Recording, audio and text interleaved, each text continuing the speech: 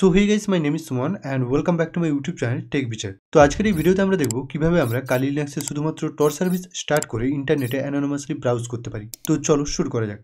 তো first of all কী করতে হবে, আমাদেরকে আমাদের সিস্টেমে টর ইনস্টল করতে হবে। তো টর ইনস্টল করার জন্য আমি কী করব, সিম্পলি টার্মিনাল ওপেন করব। টার্মিনাল ওপেন করার পর এখানে কমান্ড দেবো সুডো apt ইনস্টল tor দিয়ে -y দিয়ে এন্টার করব। এন্টার করার পর আমাদের এখানে পাসওয়ার্ডটা দিয়ে দেবো, পাসওয়ার্ডটা দিয়ে এন্টার করব। এন্টার করার পর আমার যেহেতু সিস্টেমে অলরেডি টর ইনস্টল রয়েছে, ওই জন্য এখানে লেখা আসছে Tor is already the newest version. তো তোমরা কী করবে, সিম্পলি এখানে এই কমান্ডটা দিয়ে তোমাদের সিস্টেমে টর ইনস্টল করে নেবে। টর ইনস্টল করার পর এবারে আমরা টরের যে সার্ভিস, সেই সার্ভিসগুলো সম্বন্ধে জানবো। তো এবারে কথা হচ্ছে, টর সার্ভিস স্টার্ট করার জন্য একটা কমান্ড রয়েছে, স্ট্যাটাস চেক করার জন্য একটা কমান্ড রয়েছে, আর স্টপ করার জন্য একটা কমান্ড রয়েছে। এবার তিনটা কমান্ডই সেম, ঠিক আছে, জাস্ট একটা কমান্ড জানলেই তিনটেই জানা হয়ে যাবে। কীরকম, তোমরা যদি সাপোজ তোমাদের সিস্টেমে টর সার্ভিস স্টার্ট করতে চাও, তাহলে কী করবে, সিম্পলি এখানে কমান্ড দেবে সুডো systemctl সুডো systemctl দিয়ে স্পেস দিবে, স্পেস দিয়ে টাইপ করবে। এখন আমি যেহেতু এখানে টর সার্ভিস স্টার্ট করতে চাইছি, আমি কী করবো, এখানে টাইপ করবো start দিয়ে স্পেস দিয়ে টাইপ করবো টর দিয়ে এন্টার করব।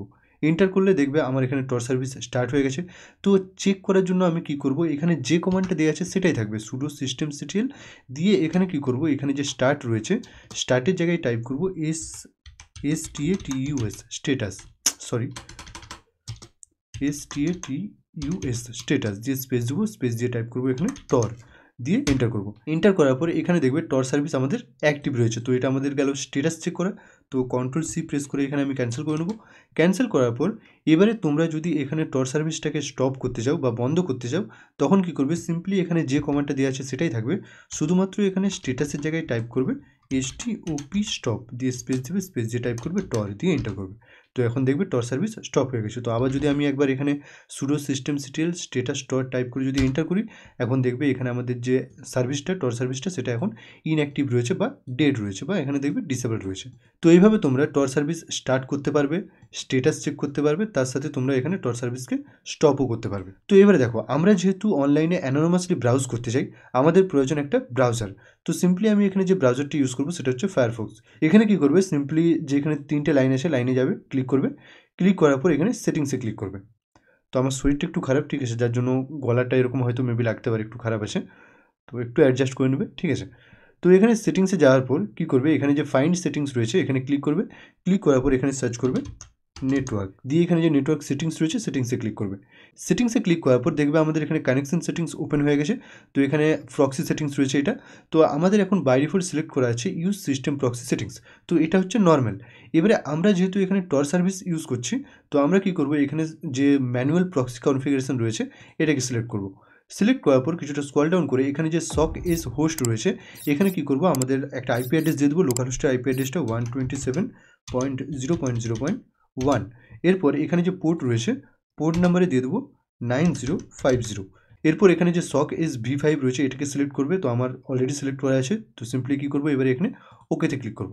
ওকেতে ক্লিক করার পর এবারে আমরা কি করব, আমাদের টর সার্ভিস চেক করার জন্য বা টরটা ঠিকমতো কাজ করছে কিনা, তো সেটা চেক করার জন্য আমরা একটা ওয়েবসাইটে চলে যাব। তো সিম্পলি এখানে টাইপ করব check.torproject.org দিয়ে এন্টার করব। তো এখানে দেখবে লেখা আসছে the proxy server is refusing connection. তো এবারে আমাদেরকে কী করতে হবে, টর সার্ভিস স্টার্ট করতে হবে।